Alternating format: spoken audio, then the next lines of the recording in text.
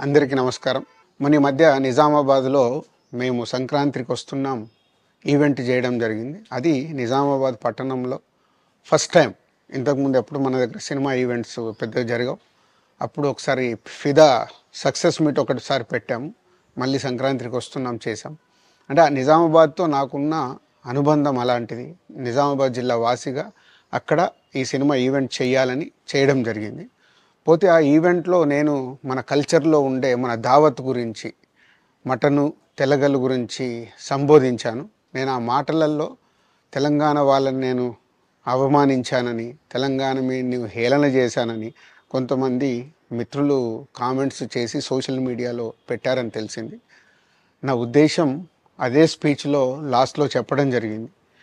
తెలంగాణ మన కల్చరు, మన దావత్తు నేను మిస్ అవుతున్నాను. సంక్రాంతికి 2 సినిమాలు రిలీజ్ అయ్యాక మన తెలంగాణ కల్చర్ దావత్‌ని నాకు చేసుకోవాలని ఉందని.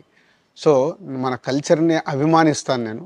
అదే అర్థం చేసుకోకుండా దాన్ని కొందరు సోషల్ మీడియాలో రాద్ధాంతం చేస్తున్నారని తెలిసింది. నిజంగా మీరందరూ ఆ మాట వల్ల ఏదైనా హర్ట్ అయి ఉంటే నన్ను క్షమించండి. ఎందుకంటే నా ఉద్దేశం అది కాదు. ఎందుకు చెప్తున్నానంటే నేను నిజామాబాద్ జిల్లా బాన్సువాడలో ఫిదా అనే సినిమా షూటింగ్ చేసి ప్రపంచవ్యాప్తంగా ఆ ఫిదా సినిమా ఎంత అప్లాజ్ వచ్చింది. భానుమతి క్యారెక్టర్కి, మన తెలంగాణలో ఉండే కల్చర్కి ఆ సినిమా ఎంత ఒక ఫ్యామిలీ ఎమోషన్స్కి ఎంత విలువ ఇస్తామనేది చెప్పడం జరిగింది ఆ సినిమాలో. అది ప్రపంచవ్యాప్తంగా ఫిదా సినిమా ఎంత పెద్ద హిట్ అయిందో మీ అందరికీ తెలుసు. అలాగే బలగం అనే సినిమా తీసినప్పుడు తెలంగాణ సమాజం మొత్తం మమ్మల్ని అభినందించింది. తెలంగాణ ప్రజలందరూ ఆ సినిమాను ఆదరించి ఇది మా సినిమా అని గుండెలకు హత్తుకున్నారు. అన్ని రాజకీయ పార్టీలు ఆ సినిమాని అప్రిషియేట్ చేస్తూ మమ్మల్ని ప్రతి ఒక్క స్టేజ్ దగ్గర తీసుకెళ్ళి అభినందించారు అన్ని రాజకీయ పార్టీలు. సో, ఒక తెలంగాణ వాసిగా ఒక తెలంగాణని అభిమానించే నేను తెలంగాణని హేళన చేస్తానని ఎలా అనుకున్నారో నాకు తెలియదు. పోతే దాంట్లో ఏదైనా మీ కమ్యూనికేషన్‌లో తప్పుగా అర్థమైంటే నన్ను క్షమించండి.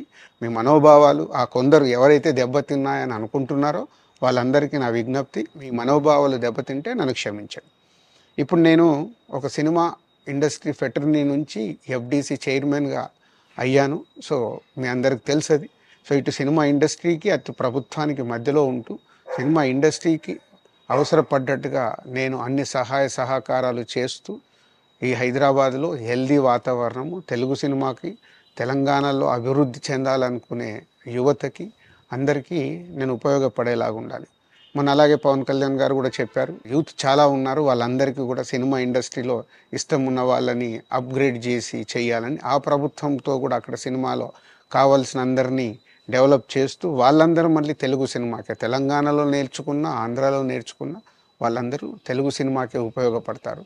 సో, అందరికీ తెలంగాణలో ఉండే అన్ని రాజకీయ పార్టీలకి నా విజ్ఞప్తి, నన్ను రాజకీయాల్లోకి లాగకండి. అలాగే ఎఫ్‌డీసీ అనేది కూడా సినిమాకి ఉపయోగపడేలాంటి అభివృద్ధి పనుల గురించి అవే చేస్తాను తప్పితే అది రాజకీయాలకు సంబంధించింది కాదు. ఎఫ్‌డీసీ కానీ, నేను కానీ సినిమాలకే ఉపయోగపడతాము. ఇది అన్ని రాజకీయ పార్టీలు అర్థం చేసుకొని ఫర్దర్‌గా నన్ను ఇలాంటి అవసరం లేని వీటిలోకి లాగకూడదు అని మీ అందరికీ, అన్ని రాజకీయ పార్టీలకు నా విజ్ఞప్తి.